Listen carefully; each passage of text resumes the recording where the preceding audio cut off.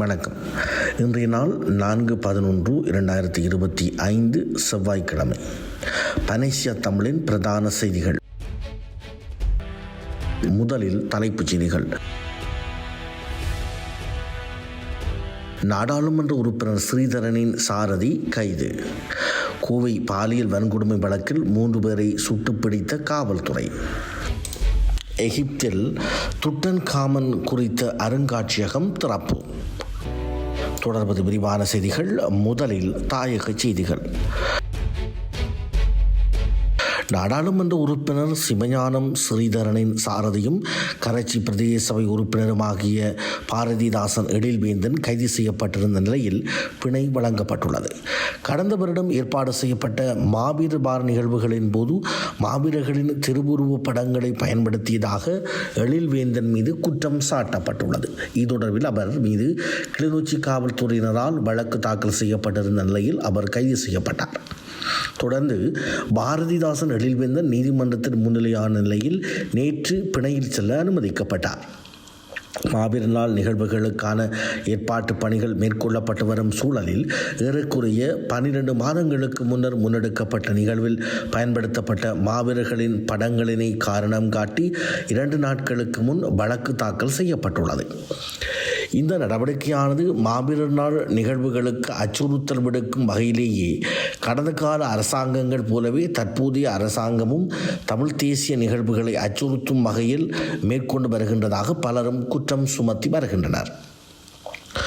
முல்லைத்தீவு முள்ளியவளையில் உள்ள 59வது படைப்பிரிவு முகாமில் கைவிடப்பட்ட கட்டடத்தின் செங்கல் சுவர் இடிந்து விழுந்ததில் இராணுவ வீரர் ஒருவர் உயிரிழந்துள்ளார். அத்துடன் மேலும் 3 இராணுவ வீரர்கள் காயமடைந்துள்ளதாக காவல்துறையின் ஊடகப் பிரிவு இன்று தெரிவித்துள்ளது. குருநாகரைச் சேர்ந்த 24 வயதுடைய இராணுவ வீரரே உயிரிழந்துள்ளார். நவம்பர் 3 முதல் செங்கன் விசா விண்ணப்பங்களுக்கான அனைத்து சந்திப்புகளையும் BFS குளோபல் நிர்வகிக்கும் புதிய ஆன்லைன் அமைப்பு மூலம் முன்பதிவு செய்ய வேண்டும் என்று அறிவிக்கப்பட்டுள்ளது.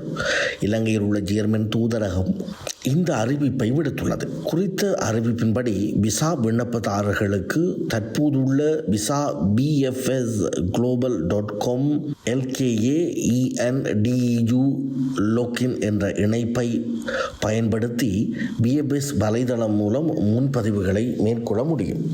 முந்தைய நியமன முறையின் கீழ் செய்யப்பட்ட அனைத்து பதிவுகளும் எந்த இடையூறும் இல்லாமல் தொடர்ந்து செயல்படுத்தப்படும் என்று தூதரகம் மேலும் தெளிவுபடுத்தியுள்ளது.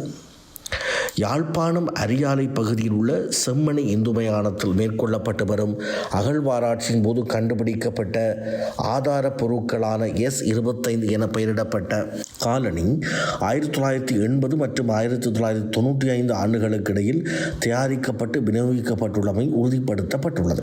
செம்மணியில் அகழ்வாராய்ச்சி பணிகள் மற்றும் அதன் முன்னேற்றம் தொடர்பில் விசாரிக்கவும் அடுத்த கட்ட அகழ்வாராய்ச்சி தொடர்பில் தீர்மானிக்கவும் நீதிபதி லெனின் குமார் முன் நேற்று விசாரணைக்கு எடுத்துக் கொள்ளப்பட்டது. வழக்கு விசாரணைகளை மேற்கொண்டு வரும் குற்றப்புலனாய்வு பிரிவின் விசேட விசாரணை குழுவினால் மேலதிக விசாரணை அறிக்கை மூலம் யாழ்ப்பாண நீதிவான் நீதிமன்றத்தில் அறிக்கையிடப்பட்டது.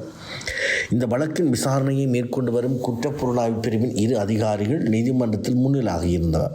இதன்போது தொடர் மழை காரணமாக செம்மணி மயானத்தில் சுமார் 1.5 அடி உயரத்திற்கு நீர் தேங்கியுள்ளதனால் அகழ்வாராய்ச்சி பணிகளை மேற்கொள்வது நடைமுறைக்கு சாத்தியமில்லை எனவும் நீதிமன்றத்தில் தெரிவிக்கப்பட்டது. அதன்படி செம்மணி மனித புதைக்குழியில் இதுவரை கண்டெடுக்கப்பட்ட 239 எலும்புக்கூடுகள் தொடர்பாக நீதித்துறை நடவடிக்கைகளை ஆரம்பிக்கவும் இதற்காக தனது தலைமையில் 7 பேர் கொண்ட விசேட குழுவை நியமிக்கவும் குழுவின் உறுப்பினர்களின் பெயர்களை நீதிமன்ற ஒப்புதலுக்காக சமர்ப்பிக்கவும் அவர் நீதிமன்றத்தை கோரினார். தொடர்வது இந்திய செய்திகள். கரூர் நெரிசலில் உயிரிழந்தவர்களின் குடும்பங்கள் இழப்பிலிருந்து மீள முடியாமல் தவிக்கின்றன. சம்பவம் நடந்த பகுதியைச் சேர்ந்தவர்கள் வேறு விதமான பிரச்சனைகளை எதிர்கொள்கின்றனர்.